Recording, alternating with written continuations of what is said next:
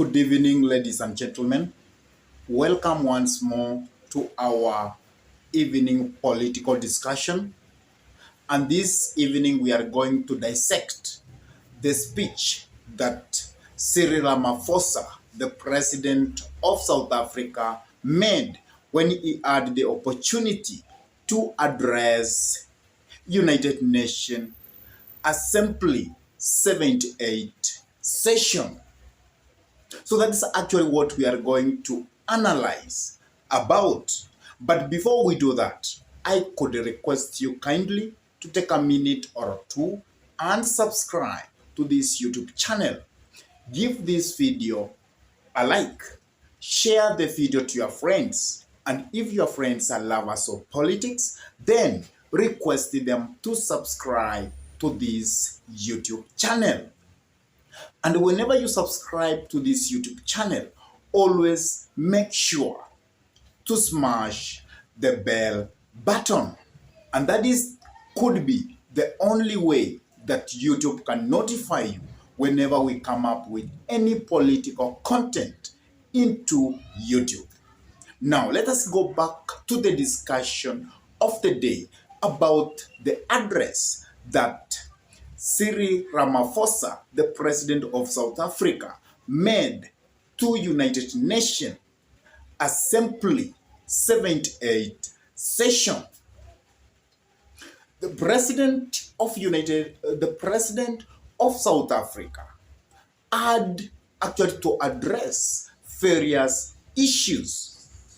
And one of the issues that the president had to address is about war prevention and peace building in the entire world. President Ramaphosa said that it is very important for us to prevent conflict in the world, other than dealing with the conflict whenever they go to full-blown. President Ramaphosa also talked about Russia-Ukraine war and how African leaders actually went to initiate a peaceful deal.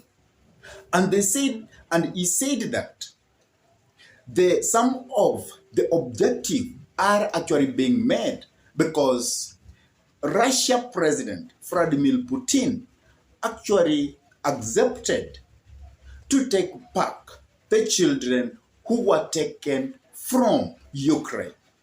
And also for the prisoners, war prisoners, the group of Eminent Africa who aided to Ukraine and Russia, they said that the exchange of the war prisoners is also going on. And also, Cyril Ramaphosa, who is the president of South Africa, addressed about Africa, how coups are becoming a norm in Africa, and how we should prevent that, because that could put the world to be in danger. And Ramaphosa wanted African nation to embrace democratic government or democratic way of governance. Also, the president of South Africa addressed about sanctions which were put against Cuba, that they should be lifted so that the people of Cuba can enjoy the economy growth. He also talked about Zimbabwe, that Zimbabwe as a country was put under sanctions, and those sanctions are affecting the economy of Zimbabwe and its neighboring country. And it is time that those sanctions must be uplifted. Also, Cyril Ramaphosa had to talk about the Palestinian land. He said that as long as the Palestinian land is being occupied, it means that in the Middle East, we will not have peace. And for peace to prevail, then the Palestinians' land must be vacated for the Palestinian people to occupy. So those were the major issues that the president of South Africa had to talk about. And also, he had to talk about the climate change or the climate action. He actually told the global South and the global North that the global North must honor their pledges to provide for the finance for the climate action, because the global North, that is the rich countries, are the highest violator of the climate, and they emit carbon to the climate in large quantity. But the global South is the one which is carrying the burden because of droughts and floods. And because of that, Ramaphosa urged the global North to honor their pledges, to provide for capital so that it can be used to amend the climate change in the global South.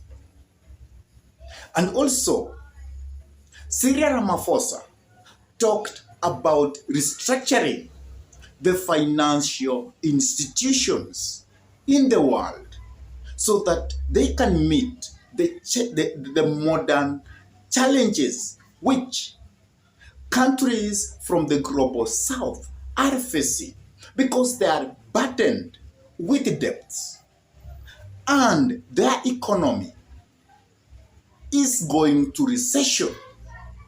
And that's why he urged the financial institution to restructure the financing to the global South countries. President Ramaphosa also talked about women empowerment. He said that it is quite necessary for the world to empower women, because empowerment of women will make the world to be a better place to live. He gave an example of South Africa, where half of the executive positions have been given to women, and half of the people who accompanied Cyril Ramaphosa to United Nations Assembly are women. And he told the United Nations Assembly that it is full of women, of men. And where are the women? So, Cyril Ramaphosa said that it is very essential for the world to empower women. Please listen to this video of President Ramaphosa addressing the United Nations Assembly 78th session. Please listen to this. Can I start now? The Assembly will hear an address of His Excellency Matamela Cyril Ramaphosa, President of the Republic of South Africa. I request protocol to escort His Excellency. Yeah. On behalf of the General Assembly, I have the honor to welcome His Excellency Matamela Cyril Ramaphosa, President of the Republic of South Africa, and to invite him to address the Assembly. President of the 78th session of the UN General Assembly, the United Nations Secretary General, Mr. Antonio Guterres, Excellencies, heads of state and government, ministers, and ladies and gentlemen. 78 years ago, in the aftermath of the Second World War, the nations of the world made a solemn commitment to save future generations from the horror and the suffering of war. Through the United Nations Charter, these nations accepted a shared mandate to foster peace and promote fundamental human rights, to promote social progress, and to ensure that there's a better standard of life for all. And yet, as we gather here, much of humanity is confronted by war and conflict, by want and hunger, by disease and environmental damage and disaster. Solidarity and trust between states is being eroded. Inequality, poverty, and unemployment are deepening across many nations in the world. In these conditions, and in the wake of a devastating global pandemic, the achievement of the Sustainable Development Goals seem increasingly remote. At the moment when every human effort should be directed towards the realization of Agenda 2030, our attention and our energies have once again been diverted by the scourge of war. But these woes, these divisions, these seemingly intractable troubles can and must be overcome. Over millennia, the human race has demonstrated an enormous capacity for resilience, for an ability to resolve problems, for adaptation, innovation, compassion, and solidarity. At this moment, we are all called upon to reaffirm these essential qualities that define our common humanity. These qualities must be evident in how we work together as a global community and as nations of the world to end war and conflict. South Africa has consistently advocated for dialogue, for negotiation and diplomacy to prevent and end conflict and achieve lasting peace.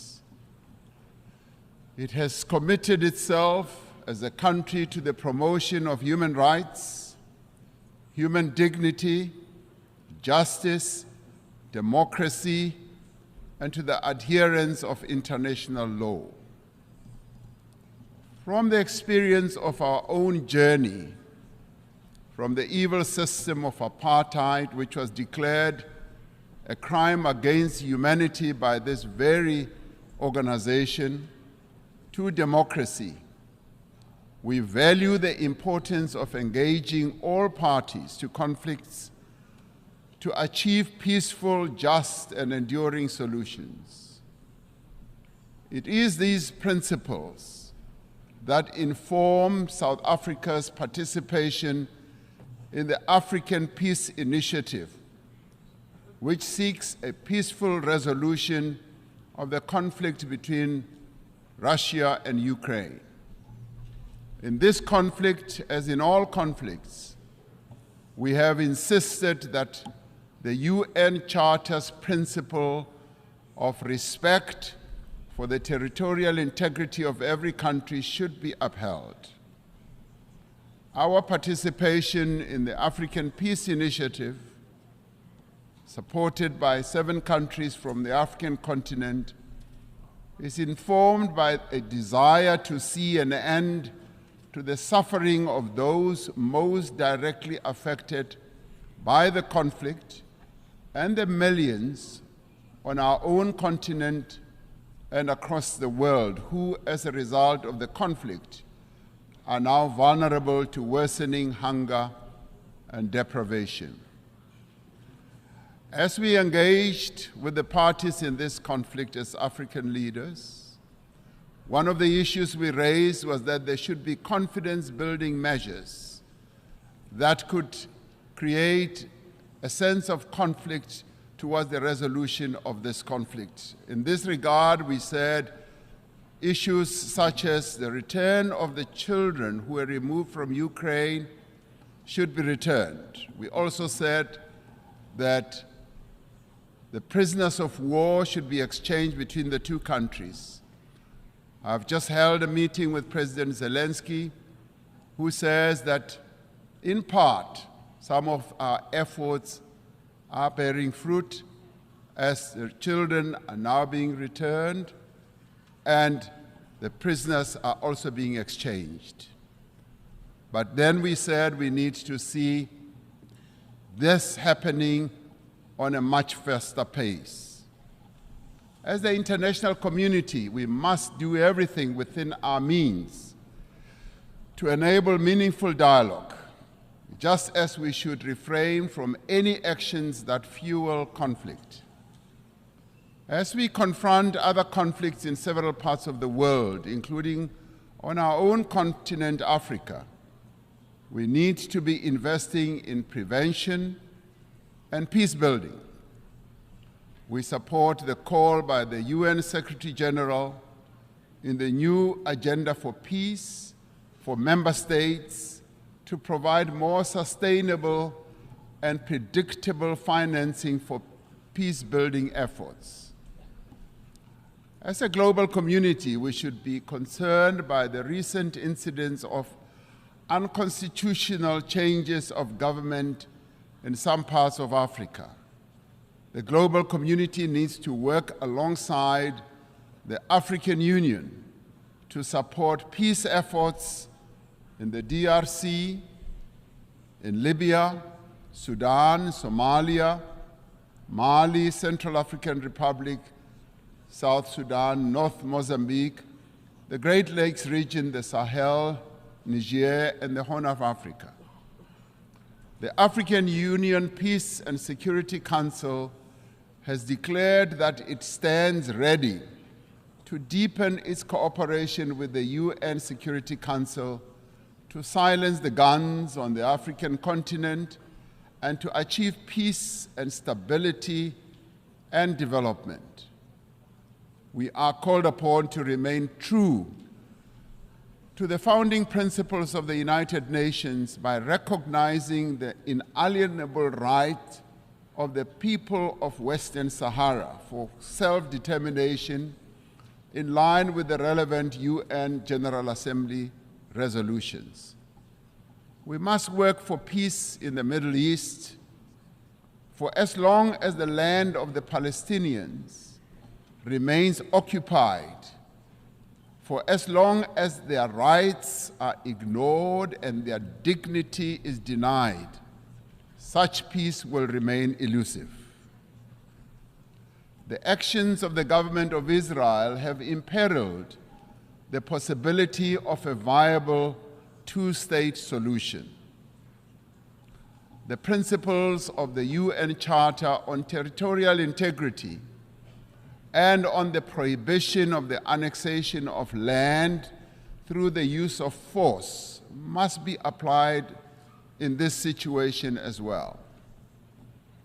South Africa continues to call for the lifting of the economic embargo that was imposed 60 years ago against Cuba, an embargo that has caused untold damage to the country's economy and the people of Cuba as well. The sanctions that are also being applied against South Africa's neighbor, Zimbabwe, should also be lifted as they are imposing untold suffering on ordinary Zimbabweans but also have a collateral negative impact on neighboring countries as well, such as my own country, South Africa. As many people around the world are confronted by hunger and want, the essential human qualities of cooperation and solidarity must be evident in the actions that we take to bridge the divide between the wealthy and the poor. We must summon the necessary will and resolve to regain the momentum towards the achievement of the 2030 Agenda. This means that we must address the fundamental developmental challenges that have long characterized as well our unequal world. To address the developmental challenges that face many people in the world, we are required to focus on targeted investment, on technology transfer, capacity building support, especially in key areas such as supporting industrialization, building infrastructure, ensuring that agriculture investment takes place, ensuring that there is investment in water, energy, education, and health. This also requires predictable and sustainable financial support, including supportive trade policies from the international community. We call on the partners of the wealthier countries to meet the financial commitments they have made. It is a matter of great concern to us from the Global South that these wealthier countries in the Global North have failed to meet the undertakings they made to provide $100 billion a year for developing economies to take climate action. This must be changed, and the money must be made available in the interest of development. We support the proposals outlined in the Secretary General's Sustainable Development Goals stimulus. In particular, we support the call to tackle debt and debt distress that many countries, particularly in the Global South, are burdened by.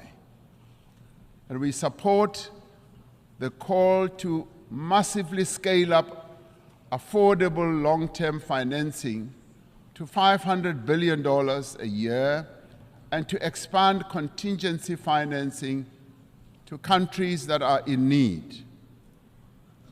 It is a grave indictment on this international community that we can spend so much money on war.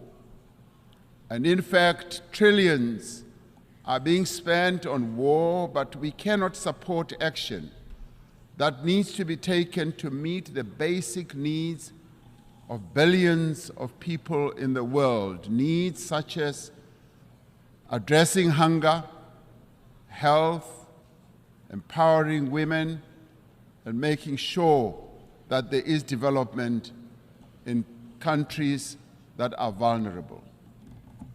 The achievement of the Sustainable Development Goals depends fundamentally on the empowerment of women in all spheres of life. Social and economic progress will not be possible unless we end gender discrimination. We must ensure that there is equal access for women to health care, education, as well as economic opportunities. We must pay particular attention to the provision of adequate health services to every woman, child, and adolescent.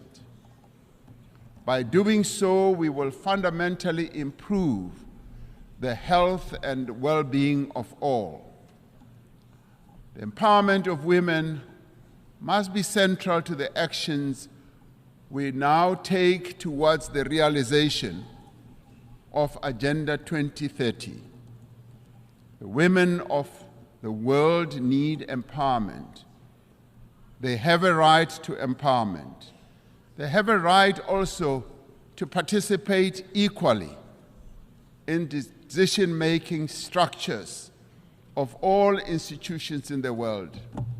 I am proud that in South Africa, 50% of the members of the Cabinet of South Africa are women. And today I'm accompanied by an all-women delegation to this United Nations General Assembly. It should be a matter of concern to us all that the majority of people who are sitting in this assembly are men. The question we have to ask, where are the women of the world? The women of the world have a right to be here to represent the views of women across the world. The essential human qualities of innovation and adaptation must be evident in the actions we take to prevent the destruction of our planet. Africa is warming faster than the rest of the world. We are told that the 20 climate hotspots in the world that we have, we find 17 of them in Africa. Africa is least responsible for the climate damage that has been caused, and yet it bears the greatest burden. Centuries after the end of the slave trade, decades after the end of the colonial exploitation of Africa's resources, the people of our continent are once again bearing the cost of industrialization of the North and the development of the wealthy nations of the world. This is a price that the people of Africa are no longer prepared to pay. Many countries in the North count their assets in the mineral resources that are beneath the African soil. The wealth of Africa belongs to Africans. The mineral wealth that is beneath the soil of Africa must, in the end, accrue to Africans. We urge global leaders to accelerate the global decarbonization while pursuing equality and shared prosperity. We need to advance all three pillars of the Paris Agreement: mitigation, adaptation, and support, with equal ambition and urgency. African countries, alongside other developing economy countries, need increased financial support to both implement the 2030 Agenda and to achieve their climate change goals in a comprehensive and integrated manner. We need to operationalize the Loss and Damage Fund for vulnerable countries hit hard by climate disasters as agreed at COP27. Africa has embraced this challenge. Africa is determined to deploy smart, digital, and efficient green technologies to expand industrial production, to boost agricultural yields, to drive growth and create sustained employment for Africa's people. As the global community, we must ensure the essential qualities that define our humanity are evident in the institutions that manage the conduct of international relations. We require institutions that are inclusive, that are representative, that are democratic, and advance the interests of all nations. We require a renewed commitment to multilateralism based on clear rules and supported by effective institutions. This is the moment to proceed with the reform of the United Nations Security Council, to give meaning to the principle of the sovereign equality of nations and to enable the Council to respond more effectively to current geopolitical realities. We are pleased that the common African position on the reform of the Security Council is increasingly enjoying wide support. This process must move to text-based negotiations, creating an opportunity for convergence between member states. The recently held BRICS summit in Johannesburg also affirmed the view that the United Nations Security Council should be reformed and should ensure that those who are not represented, that is, nations that are not represented, are also represented. We must ensure that the voice of the African continent and the Global South is strengthened in the United Nations and broader multilateral system. All the peoples represented here in this United Nations had their origins in Africa. In Africa, they developed the tools and capabilities to spread across the world and achieved remarkable feats of development and progress. And all this was due to the skills and the talent that originated from the African continent. Despite its history, despite the legacy of exploitation, colonialism, and subjugation, despite the ongoing challenge of conflict and instability, Africa is determined and ready to regain its position as a site of human progress. The era of African development has arrived. Through the African Continental Free Trade Area, which is creating a wider, seamless trading area and also accelerated interconnectivity, African countries are mobilizing their collective means and resources to achieve shared prosperity. Through this treaty, African countries are establishing for themselves the foundation for a massive increase in trade, accelerated infrastructure development, regional integration, and sustainable industrialization. As the global community, we have the means and we have the desire to confront and overcome enormous challenges that face humanity today. As the nations gathered here in this General Assembly, let us demonstrate that we have both the will as well as the resolve to secure a peaceful, prosperous, and sustainable future for our world, but more importantly, for future generations that will follow, leaving no one behind. That is the duty that we all now have. I thank you.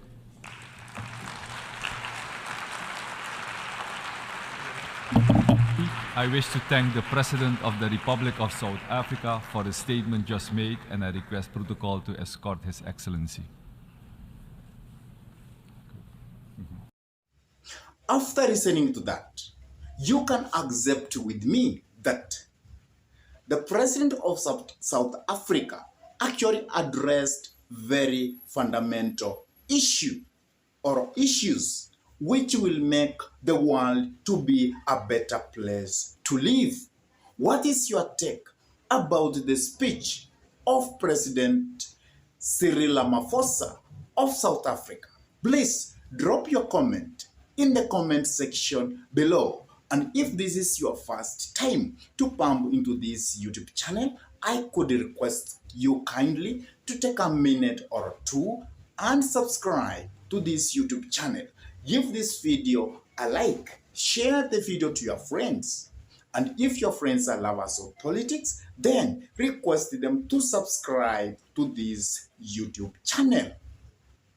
And whenever you subscribe to this YouTube channel, always make sure to smash the bell button, because that will be the only way to give YouTube an okay to notify you whenever we upload any political content into YouTube.